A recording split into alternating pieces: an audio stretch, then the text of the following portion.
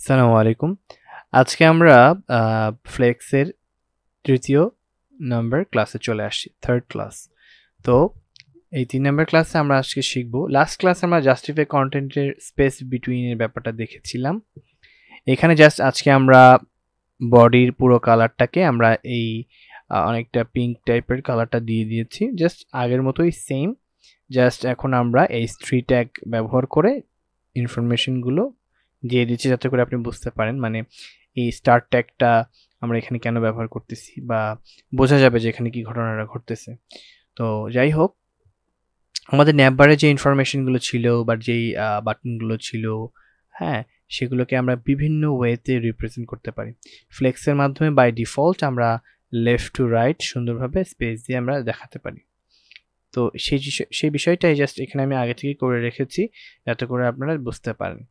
আচ্ছা, তো আমরা একটু স্টাইলে যাই। স্টাইলে জাস্ট এতটুকুই, আমরা এখানে ডট মেনু ডিসপ্লে ফ্লেক্স দেওয়াতেই বাই ডিফল্ট আমাদের পাশ থেকে সুন্দরভাবে বাটনগুলো বা আমাদের যেই সিরিজ অফ লিস্ট ছিল সেই লিস্টগুলো সুন্দরভাবে পাশাপাশি দেখাচ্ছে। এটা ফ্লেক্স যদি না দিতাম তাহলে একটু অন্যরকম দেখাতো। এই বিষয়টা যদিও আমি লাস্ট ক্লাসে আপনাদেরকে দেখিয়েছি, তারপরেও আমি আরেকবার দেখিয়ে দিচ্ছি। দেখেন এখানে কিন্তু একটু ভিন্নতা আমরা দেখতে পাচ্ছি। আচ্ছা, যাই হোক, সেভ করে দিলাম। তো প্রথমেই আমরা যেটা করব, আমরা ক্লাসের সাথে, মানে মেনু হচ্ছে আমাদের মেইন কমন ক্লাস। তো এখানে এই মেইনের সাথে আমরা মেনু এবং স্টার্ট নামে একটা নাদার ক্লাস নিয়েছি। সেই ক্লাসটাকে ধরে বাই ডিফল্ট আমরা যেটা করব, একটা ডিজাইন করব। মানে ডিজাইনটা বলতে আমরা রিপ্রেজেন্টেশনটা কোন দিকে নেব, এই বাটনগুলো কয়টা স্পেস থাকবে, কি পরিমাণে স্পেস থাকবে, কেমন দেখতে হবে, কোন পাশে থাকবে, সেই বিষয়টা এখানে মূলত আমরা দেখাতে চাচ্ছি। আচ্ছা, তো আমি আমাদের ক্লাসটাকে ডাক দিলাম। দেওয়ার পর এখন এখানে আমি জাস্টিফাই কন্টেন্টে কি করব, স্টার্ট দিয়ে দেব। স্টার্ট দিলে বোঝাবে শুরু থেকে আমি এই বাটনগুলো দেখতে চাচ্ছি। তো এটা আসলে বাই ডিফল্টই থাকে শুরু থেকেই। ইন কেস অফ আপনার যদি আপনি জাস্টিফাই কন্টেন্ট নাও দেন, শুরু থেকেই এমনই থাকবে। তো এই জন্য এখানে আমি একটা কমেন্ট দিয়ে দিচ্ছি। কমেন্টটা হচ্ছে ডিফল্ট দিয়ে দিলে জিনিসটা আপনাদের বুঝতে সুবিধা হবে। সেভ দিয়ে দিলাম। সেভ দিয়ে দিলে দেখেন আপনি কোনো পরিবর্তন দেখতে পাচ্ছেন না। কেন পরিবর্তনটা দেখতে পাচ্ছেন না?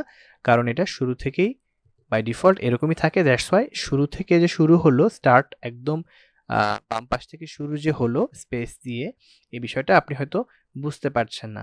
পরবর্তী ধাপগুলোতে যখন আমরা যাব তখন আপনি বুঝতে পারবেন। এই পুরো সেম এই কোডটাকে, এইচআর এর পরে যে কোডটা আছে টোটাল কোডটাকে আমি জাস্ট কপি করে পেস্ট করে দিলাম, পেস্ট করে সেভ করে দিলাম।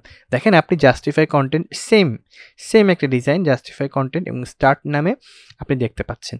আচ্ছা, এখন যদি আমরা বলি যে আমরা এই বাটনগুলো শেষে দেখতে চাচ্ছি, মানে শেষ থেকে শুরু হবে, তাহলে শেষ বলতে আমি এন্ড বোঝাচ্ছি। তাহলে এন্ড হলে তাহলে এখানে স্টার্ট না লিখে আমরা একটা এন্ড নামে একটা H3 ট্যাগ দিয়ে এটাকে রিপ্রেজেন্ট করে দিই। আর এই স্টার্টের জায়গাটাতে, মানে যেখানে মূলত আমরা আমাদের ক্লাস লিখেছি, সেই ক্লাসের জায়গাটাতে আমরা ইউনিকনেসের জন্য এন্ড লিখে দিলাম। এখন আমাদের ডিজাইন করার পালা। ঠিক সেম এই কোডটাকে আমরা কপি করে জাস্ট স্টার্টের জায়গায় এন্ড বসিয়ে দিলেই আমাদের কাজ কিন্তু শেষ হয়ে যাবে। মানে শেষ বলতে আমরা অ্যাকচুয়াল যেই আমাদের চাহিত যেই জিনিসটা সেটা আমরা পাবো। এন্ড দেওয়ার সাথে সাথেই দেখেন শেষ থেকে শুরু হচ্ছে। যদিও এটা ডিফল্ট না, এটা কেটে দিলাম। আচ্ছা, তো খুব ইন্টারেস্টিং বিষয়, তাই না? তো বাই ডিফল্ট হচ্ছে আমরা দেখতে পাচ্ছি যে শুরু থেকে শুরু হচ্ছে। আর যখন আমি এই স্টার্টের জায়গায় জাস্ট সামান্য একটু পরিবর্তন করে সেম জিনিস লিখে এন্ড দিয়ে দিচ্ছি, সাথে সাথে আমার এলিমেন্টসগুলো বা বাটনগুলো বা যা আমরা রিপ্রেজেন্ট করতে চাচ্ছি সেই এলিমেন্টসগুলো কিন্তু আমি শেষ থেকে আমি দেখতে পাচ্ছি। তো তার মানে আমার প্রয়োজন অনুপাতে আমি সামান্য একটু পরিবর্তন করলেই কিন্তু আমার রিপ্রেজেন্টেশন ডিফারেন্ট হয়ে যাচ্ছে। আচ্ছা, এখন আমরা যেটা দেখব, আরও একটা কপি করে নিই। এই সেম কোডটাকে দিয়েই আমরা বারবার কপি করে পেস্ট করে আমাদের প্র্যাকটিস সেশনটা চালাবো। আচ্ছা, এখানে আমি পেস্ট করে দিলাম, সেভ করে দিলাম। তো এখানে যেটা আসছে জাস্টিফাই কন্টেন্ট এন্ড, তাই না? তো আমরা এখন এন্ড নিয়ে আর কাজ করব না, আমরা এখন সেন্টার নিয়ে কাজ করব। মানে আমার এই কন্টেন্টগুলো বা ইনফরমেশনগুলো আমি মাঝখান থেকে রিপ্রেজেন্ট করতে চাচ্ছি। তো মাঝখান থেকে রিপ্রেজেন্ট করতে গেলে কি করতে হবে? সেন্টার এই ভ্যালুটা দিতে হবে। মেনুর জায়গাটাতে আমি সেন্টার দিয়ে দিচ্ছি। তো আপনারা এমন মনে করবেন না যে আমি যা লিখছি হুবহু সেই নাম দিয়ে আপনাকে ক্লাস লিখতে হবে, ব্যাপারটা কিন্তু সেরকম না। আপনি চাইলে আপনার নিজের নামও দিতে পারেন, আপনার দাদার নামও দিতে পারেন, সমস্যা নেই। বাট জিনিসটা মিনিংফুল হওয়ার জন্য মূলত আমি এইভাবে লিখেছি। আচ্ছা, এখানে আমি জাস্ট সেন্টার লিখে দিচ্ছি, সেন্টার, আর ভ্যালু হিসেবে আমাদেরকে সেন্টার দিয়ে দিতে হবে।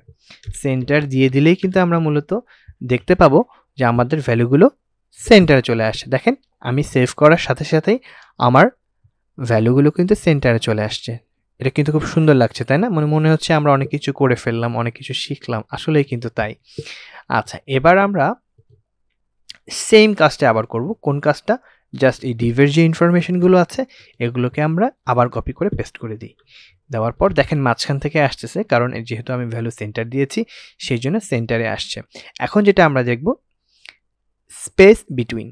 আমরা কিন্তু স্পেস বিটুইন লাস্ট ক্লাসে দেখেছিলাম, তারপরও এখানে আমি আরেকবার, যেহেতু এটা একটা সিরিয়াল বা একটা সিরিয়াল মেনটেন করে আপনাদেরকে আমি দেখাচ্ছি, দ্যাটস ওয়াই আমি এখানে স্পেস বিটুইনটাও দেখাবো। মানে স্পেস থাকবে, মাঝখানে মাঝখানে স্পেস থাকবে, space B G W W between.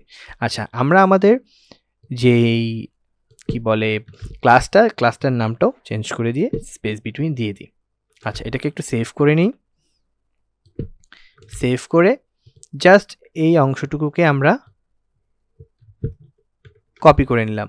Copy করে জাস্ট এখানটাতে, এই জায়গাটাতে আমরা জাস্ট আমাদের স্পেস বিটুইন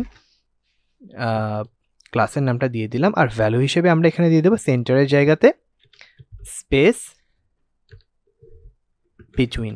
সেভ করার সাথে সাথে কিন্তু আপনারা সেই পরিবর্তনটা দেখতে পাবেন। দেখেন, আমার চারিপাশ দিয়ে কিন্তু স্পেস না থাকলেও আমার কিন্তু প্রথম যে এলিমেন্টটা একদম শুরু হয়েছে এবং শেষ এলিমেন্টটা কিন্তু একদম শেষে গিয়ে সম্পৃক্ত হয়েছে, এবং মাঝখানে মাঝখানে কিন্তু আমরা স্পেস দিয়েছি। তার মানে স্পেস বিটুইন মানে মাঝে মাঝে স্পেসিফিক আমরা স্পেস দিব, সেভাবে কিন্তু জিনিসটাকে রিপ্রেজেন্ট করা হয়েছে। এই এলিমেন্টসগুলোকে সেইভাবেই রিপ্রেজেন্ট করা হয়েছে। তো এই ব্যাপারটা যদিও আপনারা লাস্ট ক্লাসে দেখেছিলেন, তো আর একবার আমি দেখিয়ে দিলাম। আচ্ছা, এবার আমরা যেটা শিখব সেটা হচ্ছে যে আমরা চারিপাশে কিভাবে স্পেস দিতে পারি।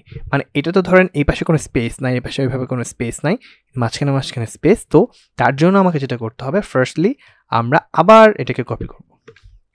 সেম জিনিস বারবার কপি করতেছি, আমার মনে হয় আপনাদের বুঝতে অসুবিধা হচ্ছে না। আমরা পেস্ট করে দিলাম, সেভ করে দিলাম। দেখেন, যা স্পেস বিটুইন চলে আসছে। বাট এখানে আমরা স্পেস বিটুইন দেখবো না, এখন আমরা দেখব স্পেস অ্যারাউন্ড, AROUND। এটা হচ্ছে আমাদের এখনকার কাজ, স্পেস অ্যারাউন্ড। সুতরাং এখানে আমরা স্পেস বিটুইন না দিয়ে ক্লাস হিসেবে স্পেস অ্যারাউন্ড দিয়ে দিই। আর এখানে কিন্তু আমরা ডিজাইনটা একটু ডিফারেন্ট দেখতে পাচ্ছি, বাট যখন আমরা ক্লাসের যেই ডিজাইনটা করব তখন আমরা কিন্তু বুঝে যাব যে পরিবর্তনটা কি হচ্ছে। এখানে জাস্ট বিটুইনের জায়গায় আমরা অ্যারাউন্ড দিয়ে দেব,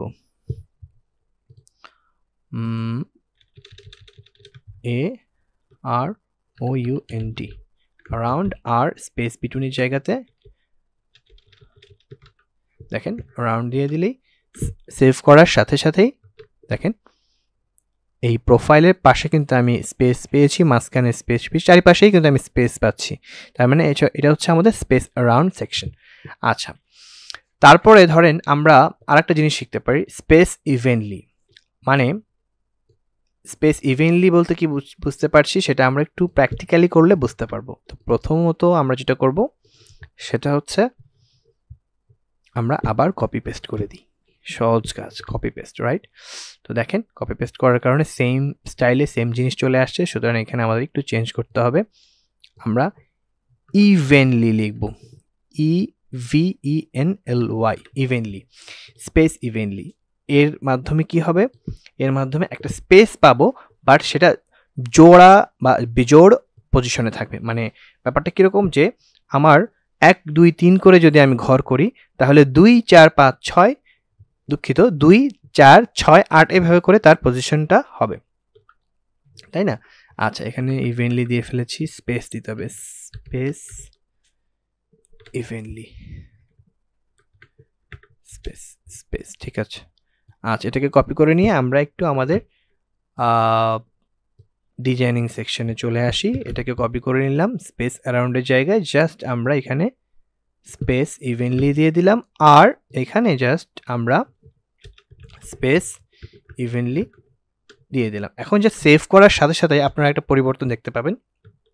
দেখেন, আপনারা কিন্তু পরিবর্তনটা দেখতে পাচ্ছেন, যদিও এখানে একটু সেম মনে হচ্ছে, স্পেস এখানে একটু কপি করে, হ্যাঁ, এখন দেখেন, এখন কিন্তু সুন্দরভাবে আসছে। দেখেন উপরে স্পেস অ্যারাউন্ডটা কিন্তু একটা সুন্দর একটা, মানে চারিপাশে একটা আমরা কিন্তু স্পেস দেখতে পাচ্ছি, বাট স্পেস ইভেনলির ক্ষেত্রে একটু ডিফারেন্ট। মানে ও আসলে স্পেস দিয়েছে, বাট স্পেসটা জোর সংখ্যক ডিস্টেন্সের মাধ্যমে সে দিয়েছে, এই জন্য একটু বেশি, কিন্তু আমার কাছে এখানে ক্যালকুলেশনটা একটু বেশি ভালো মনে হচ্ছে, তাই না? তো ইভেনলি ব্যবহার করে আপনারা এভাবেও রিপ্রেজেন্ট করতে পারেন, অথবা স্পেস অ্যারাউন্ড দিলেও একটা সার্টেন স্পেস এখানে তৈরি হবে। তো এটাই হচ্ছে আমাদের আজকের ক্লাসের মূল বিষয়। তো স্টাইলটাও আমি একবার দেখিয়ে দিচ্ছি, জাস্ট সামান্য কিছু পরিবর্তন করে কিন্তু আমরা জাস্টিফাই কন্টেন্টের মাধ্যমে সুন্দরভাবে আমাদের রিপ্রেজেন্টেশনটা করতে পারি। আমাদের প্রেজেন্টেশনটা দেখেন এখন অনেক, কিন্তু আপনাদের অনেক বিষয়গুলো কিন্তু এখন ক্লিয়ার হয়ে যাবে, যে ডানে বামে উপর নিচে কীভাবে আমরা নিব, সেই বিষয়গুলো আস্তে আস্তে ক্লিয়ার হয়ে যাবে। এবং যে কয়টা এক্সাম্পল দিচ্ছে, আশা করি আপনারা এটা থেকে উপকৃত হতে পারবেন, এবং আপনারা পর্যাপ্ত প্র্যাকটিস করার মানে মনোবল রাখেন, ইনশাল্লাহ দেখবেন যে প্র্যাকটিস করতে করতে এই বিষয়গুলো আপনাদের মাথায় গেঁথে যাবে ইনশাআল্লাহ। আচ্ছা, আর এখানে যেটা করেছি সেটা তো দেখলেনই, একদমই সহজ, সেম জিনিস বারবার কপি পেস্ট করেছি, জাস্ট কিছু ক্লাস চেঞ্জ করেছি। তো এই হচ্ছে আমাদের ফুল ফন্টে যদি আমি আনি, এই হচ্ছে আজকের কাজ আমাদের। তো আমার জন্য দোয়া করবেন, একে অপরকে হেল্প করার চেষ্টা করবেন, ইনশাল্লাহ আস্তে আস্তে অনেক কিছু যা শিখবো, যা আপনাদের থেকে শিখবো, সব কিছুই শেয়ার করার চেষ্টা করব, এবং আপনারাও চেষ্টা করবেন আরেকজনকে হেল্প করার, শেয়ার করার। তো আজকের মতো এই পর্যন্ত, ভালো থাকবেন। আসসালামু আলাইকুম রহমতুল্লাহ।